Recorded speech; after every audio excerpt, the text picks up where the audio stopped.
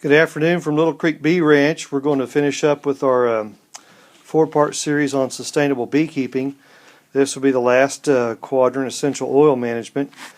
I wanted to show you kind of the tools we use. It's kind of too technical to kind of do on the video. If you live in Oklahoma, it may benefit you to try to catch one of our sustainable beekeeping classes here in Inola. We teach each month, and we can go deeper into detail about how we use the oils. What you're looking at is my old oil kit.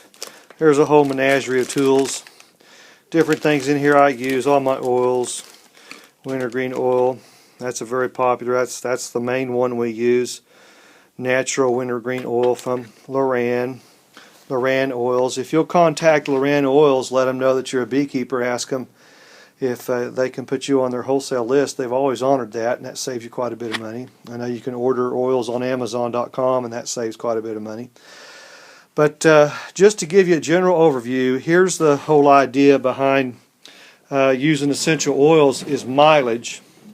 We get a lot of mileage out of our oils. We're going to start marketing oil kits. We've made up some oil kits here, so we just have an all-in-one kind of kit. The attraction to me for oils is it's not a harsh kind of thing. You know, I steer away from all the traditional pesticide treatments and whatnot. We don't do that. But I don't want to just adopt the James Bond theory, live and let die. I don't like colonies dying. I'm sorry. I'll do all I can to help save them. But somewhere in the middle ground, you're going to have colonies with pests, beetles and varroa mites, and I hear a lot of talk about VSH queens and Minnesota hygienics and yippee, all kinds of super souped up queens with great genetics, and that's all good if the guys can breed, capitalize upon the gene pools, and that's all cool, but they're still going to have pests, all right? So we got to get over this idea of we're going to have a super bee that's going to take care of all these pests and be mite resistant, and I'm sorry, that's just a sales ploy to me. So you're just going to have to adopt the idea that it's just like a dog. It's got fleas and ticks. Someday that dog doesn't have very many fleas. The next month they'll have a lot of fleas. Maybe if that dog scratches faster, they get rid of the fleas. But they still got fleas. So there you go. I hear that all the time, and I get tired of hearing that. In the kit, we use tea tree oil. Here's tea tree oil. Actually, this jar is pretty old. Actually, some of these jars are 5 or 6 years old. We just use a little bit. They're all concentrated oils. That's why they're in little glass jars. Here's I think is that a ½ ounce? Yep, that's a ½ ounce of patchouli oil. We use patchouli. That's kind of a pricey oil, actually. And what's the next oil? Let's see if I can get these out. It's cold out here, dadgummit. Thyme oil. We use thyme oil. And then the next one's spearmint oil and lemongrass oil, not lemon oil, but lemongrass oil. And then we also have a big jar of natural wintergreen oil, but we'll have a little 1 ounce jar of natural green oil to go in here. And that's pretty much all we use. Now what you see here in the tube is La Charm. We're going to include, we like this little orange ointment. This is an orange ointment for swarm attracting, a swarm lure, and it got kind of a lemongrass oil smell to it. It's kind of lemony, kind of an oil, a paste, like, you know, out of a toothpaste tube. So we like using that. We'll rub that around on a box, inside of a box, for catching swarms, and the bees seem to like that.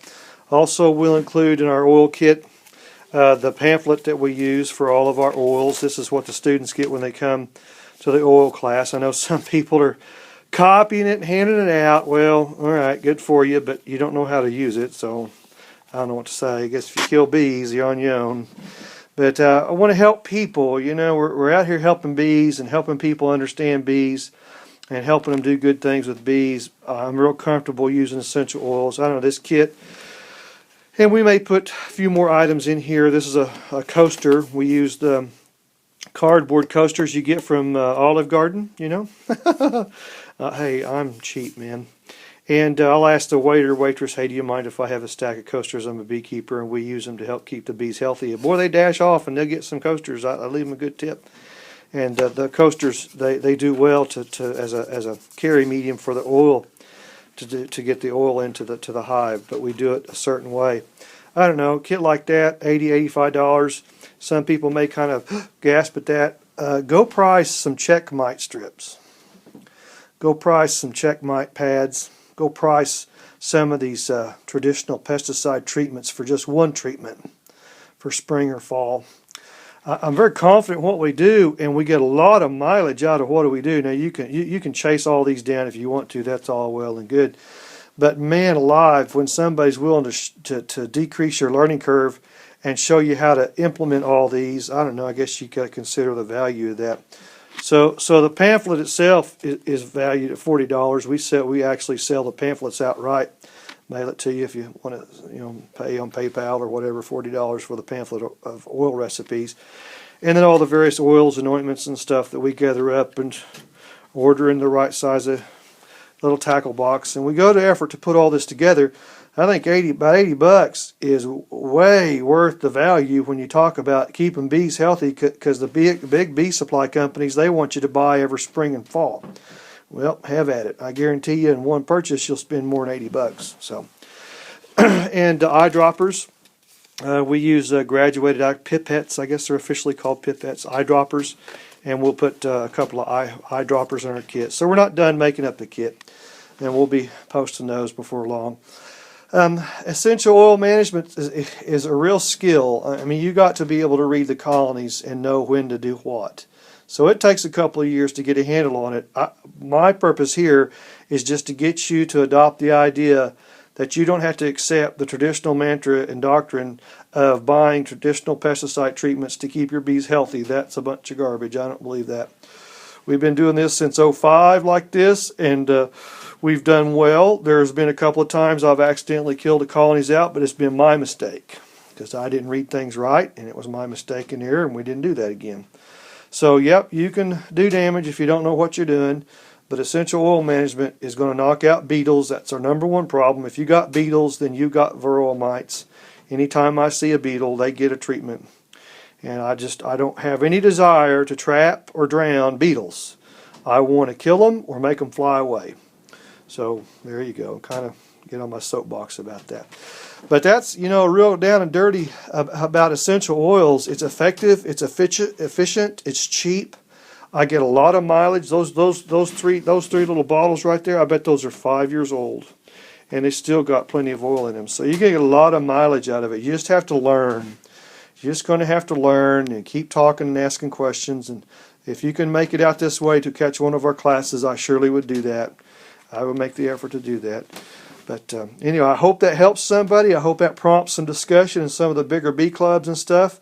My oil mentor, Ray Crocker, just recently passed away in Spartanburg, South Carolina, and it really stinks. It's very heavy on my heart. We talked every year, a couple of times a year. We talked this past summer. So my heart goes out to the family. A tremendous man, over 60 plus years of beekeeping, and he literally told me, you need to carry on, buddy. You got to keep teaching. And I was very, very committed. It's a very poignant moment talking to him this summer, because he knew so dadgum much, and he was super passionate about getting the dadgum bees off of pesticides. And I tried to glean all the recipes I could from him and all the things he was doing, and we got a good chunk of it, and we got enough to expound upon now. So the torch has kind of been passed. And we just keep on teaching, and I don't back off. A lot of people criticize. I do not care.